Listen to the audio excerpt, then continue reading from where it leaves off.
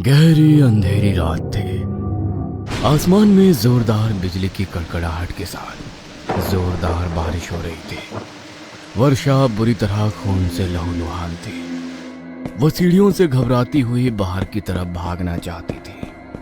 ऐसा लग रहा था जैसे वो खुद को किसी से बचाना चाहती है। भागते भागते अचानक उसका पैर फिसला और सीढ़ियों से लुढ़कती हुई वो सीधे नीचे जाकर गिरी।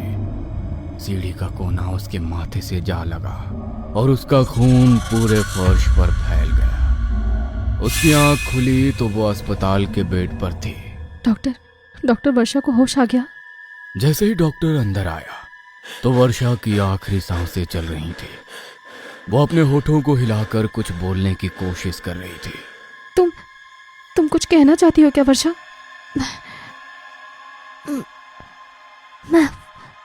मैं वापस आऊंगी। क्या? मैं वापस आऊंगी। उन आखिरी शब्दों के साथ वर्षा ने अपना दम तोड़ दिया। वर्षा की मौत को लगभग 1 महीना बीत गया था। रात को रजत अपने कमरे में सो रहा था। लगभग 12:30 बजे का समय होगा। तभी घर की डोरबेल बजी। डोरबेल की आवाज से रजत की नींद टूट गई। अरे, इतनी रात को घर पर कौन आया है? रात को भी चैन नहीं है किसी को। रजत ने जाकर दरवाजा खोला तो सामने कोई नहीं था, मगर एक बॉक्स वहां रखा हुआ था। बॉक्स के ऊपर रजत का ही नाम लिखा था, इसलिए वो उसे उठाकर अपने कमरे के अंदर ले आया। इतनी रात को मेरे लिए ये किसने भेजा है? देखता हूँ। रजत ने जैसे ही वो बॉक्स खोला तो उसके अंदर एक चिट्ठी थी, मगर जब उसने वो चिट्ठी खोलकर देखी तो उसकी आंखें फटी की फटी रह गई। कागज पर किसी ने खून से 3 अक्षर लिखे थे, मैं वापस आऊंगी। ये क्या मजाक है? कोई अपने खून से ये सब लिखकर मुझे क्यों भेज रहा है? रजत ये देखकर पहले ही डर चुका था। तभी उसके कानों में एक दबी सी आवाज आई। मैंने तो कहा था मैं वापस आऊंगी। तुम नहीं चाहते कि मैं वापस आऊं? ये तो वर्षा की आवाज है। लेकिन मुझे वर्षा की आवाज कैसे सुनाई दे सकती है? वो तो मर चुकी है ना? नहीं, ये मेरा वहम है। कोई मजाक कर रहा है मेरे साथ। रजत ने वो बॉक्स डस्टबिन में फेंक दिया और वापस अपने बिस्तर पर जाकर लेट गया। उसने अपनी आंखें बंद ही की थी। तभी उसे किसी के पैरों की ठक ठक की आवाज आई। वो आवाज कानों में पड़ते ही डर से रजत पसीने से भीग गया। उसने हिम्मत करते हुए अपनी आंखें खोली तो सामने अलमारी पर उसे एक काला साया दिखाई दिया, जो अपने पैरों को लगातार अलमारी के ऊपर मारे जा रहा था और उसकी आवाज पूरे कमरे में गूंज रही थी। क्या हुआ रजत? तुम इस तरह मुझे देखकर हैरान क्यों हो गए? अब तो मैं एक आत्मा बन चुकी हूं ना, तो मैं कहीं भी और कैसे भी आ जा सकती हूँ। देखो, जैसे आज मैं तुमसे मिलने आ गई। इशारा दिया था मैंने कि मैं वापस आऊंगी।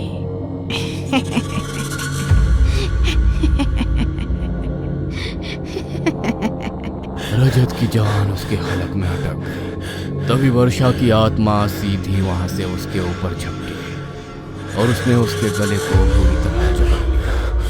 रजत चिल्ला भी नहीं पाया और कुछ ही देर में उसने अपना दम तोड़ दिया।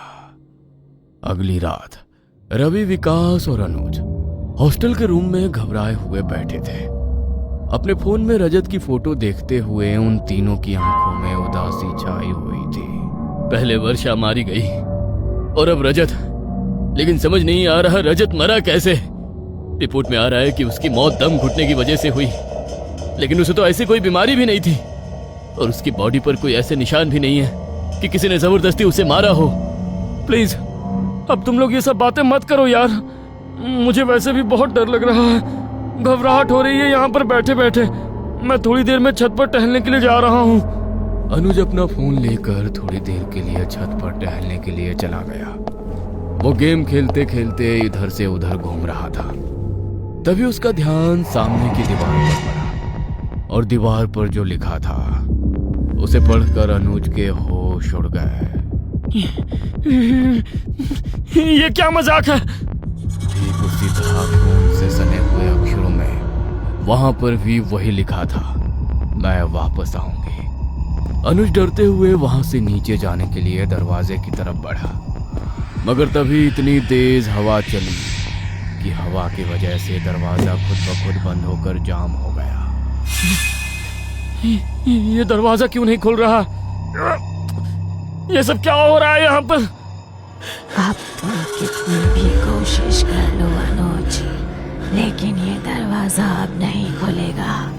वो आवाज सुनकर अनुज की सांसें अटक गई। उसके अंदर इतनी भी हिम्मत नहीं थी कि वो पीछे मुड़कर देखे। डर के मारे उसने अपनी आंखें बंद कर ली।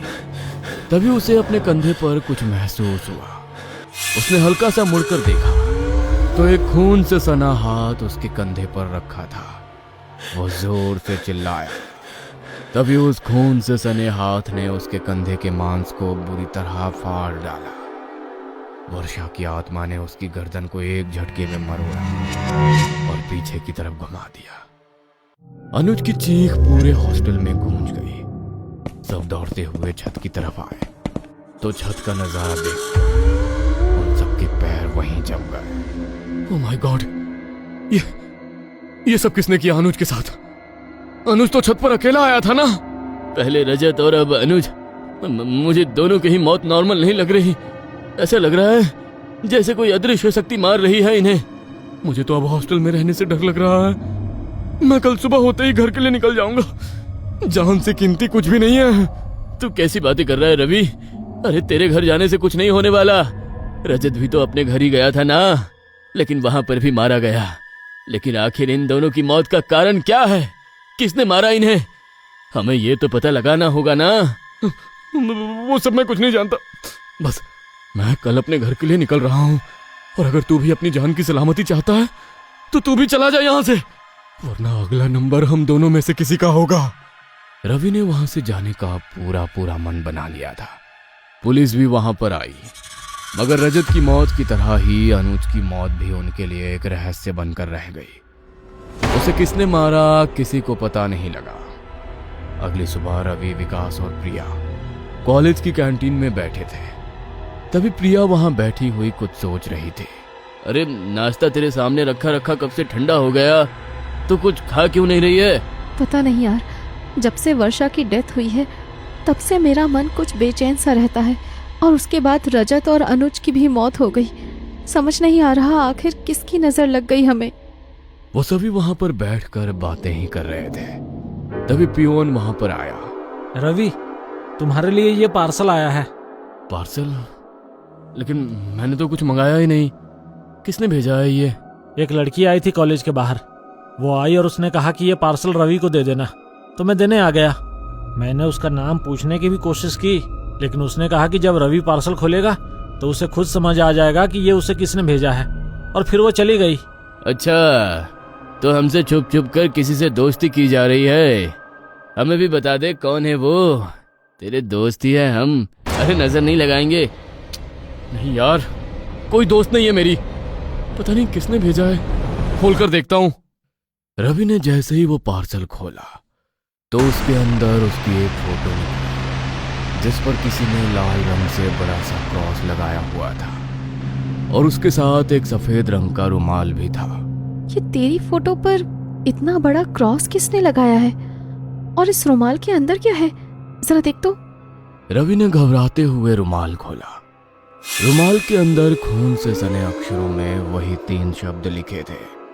उन्हें देखकर रवि ने अपने हाथ से वो रुमाल दूर फेंक दिया। मैं वापस आऊंगी? क्या है ये सब? किसने भेजा है ये मेरे लिए? वर्षा। ये क्या बोल रही हो प्रिया तुम? अरे वर्षा रवि के लिए ये पार्सल कैसे भेज सकती है? वो तो पहले ही मर चुकी है।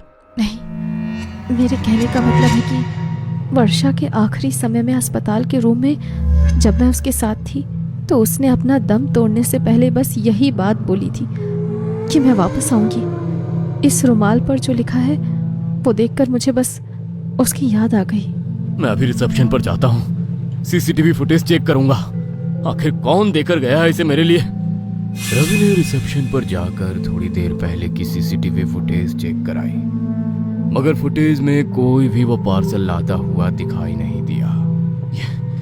ये हो ही नहीं सकता। किशन ने अभी थोड़ी देर पहले ही तो मुझे ये पार्सल लाकर दिया है। ये तुम क्या बोल रहे हो रवि? आज तो किशन काम पर ही नहीं आया, तो भला तुम्हें वो पार्सल लाकर कैसे दे सकता है? तुम स्टूडेंट्स को हर समय मजाक सोचता है क्या?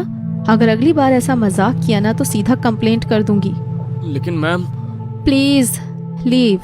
रवि वापस कैंटीन में अपने दोस्तों के पास गया और उसने उस पार्सल को जला दिया और सारी बात उन दोनों को बताई। उसकी बात सुनकर वो दोनों भी हैरान हो चुके थे। वर्षा के वो आखिरी शब्द, और ये सब कोई इत्तेफाक नहीं है। मुझे तो लगता है वही हमारे साथ ये सब कर रही है। अरे लेकिन वो हमारे साथ ये सब क्यों करेगी? हमने भला उसका क्या बिगाड़ा है? वो सब मैं कुछ नहीं जानता। मैं बस इतना जानता हूँ कि यहाँ पर रहना अब हमारे लिए खतरे से खाली नहीं है। मैं तो तुम दोनों को अभी भी कहता हूँ कि यहाँ से चले जाओ और किसी बाबा को दिखाकर अपने लिए सुरक्षा कवच बनवा लो, वरना उन दोनों की तरह वो हमें भी नहीं छोड़ेगी।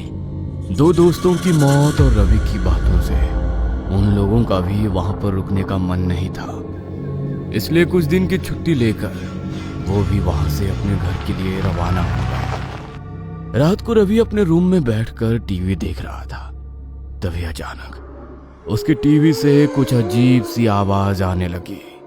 अरे क्या हो रहा है इस टीवी को? ये कैसी अजीब सी आवाज आ रही है? इतनी तेज आवाज क्यों हो रही है टीवी की? ये तो मेरे कान के पर्दे फाड़ देगी। ना तो अब टीवी रिमोट से कंट्रोल हो रहा था और स्विच बंद करने के बाद भी टीवी चालू था। ये देखकर रवि के पसीने छूट गए। तभी अचानक से कमरे में बिल्कुल शांति हो गई, मगर तभी कुछ सेकंड बाद रवि के कानों में एक आवाज पड़ी। लगता है तुम मेरा इंतजार नहीं कर रहे थे, लेकिन कोई बात नहीं, मैं फिर भी तुम्हारे पास आ गई। आखिरकार मैंने तुम्हें कहा जो था कि मैं वापस आऊंगी। रवि का हलक सूख गया। उसने मुड़कर टीवी की तरफ देखा तो टीवी की स्क्रीन पर खून से लथपथ वर्षा दिखाई दे रही थी। वर्षा तुम नहीं, ये झूठ है। तुम मर चुकी हो। तुम इस तरह मेरे सामने नहीं आ सकती। मरा हुआ इंसान तो किसी के भी सामने आ सकता है, तो तुम इस तरह डर क्यों रहे हो? और वैसे भी मैं तो तुम्हारी दोस्त थी ना, तो मुझसे क्या डरना? मैं तो बस तुम्हें अपने साथ ले जाने के लिए आई हूँ, और तुम चिंता मत करो, वहां पर तुम मेरे साथ अकेले नहीं रहोगे। तुम्हारे दोनों दोस्त अनुज और रजत भी वहां पर हैं। इसका मतलब तुमने ही उन दोनों को मारा है? हाँ, और अब बारी तुम्हारी है। अचानक टीवी की स्क्रीन बिल्कुल ब्लैक हो गई और रवि को अपनी गर्दन पर किसी की गर्म सांसें महसूस हुई। वो जैसे ही पीछे मुड़ा तो वर्षा की आत्मा ठीक उसके सामने खड़ी थी। उसने अपने खून से सने पहने नाखूनों से रवि के चेहरे के मांस को बुरी तरह फाड़ डाला। रवि की चीखें पूरे घर में गूंज गई, मगर इससे पहले कि कोई उसे बचाने आ पाता, तड़पते हुए उसने अपना दम तोड़ दिया। उसी वक्त गहरी नींद में सो रही प्रिया के फोन पर एक नोटिफिकेशन आई। नोटिफिकेशन की आवाज से उसकी नींद खुल गई। उसने देखा कि रवि के नंबर से उसके पास एक वीडियो आई है। उसने अपना फोन उठाया और वो वीडियो खोलकर देखी, जिसमें रवि की मौत की वीडियो थी। वो देखकर प्रिया के हाथों से फोन छूट गया। ओ माय गॉड, ये क्या हो गया? इसका मतलब रवि भी मारा गया। ये सब आखिर हो क्या रहा है? घबराई हुई प्रिया का ध्यान सामने लगे आईने पर पड़ा। आईने पर खून से सने हुए अक्षरों में वही लिखा था।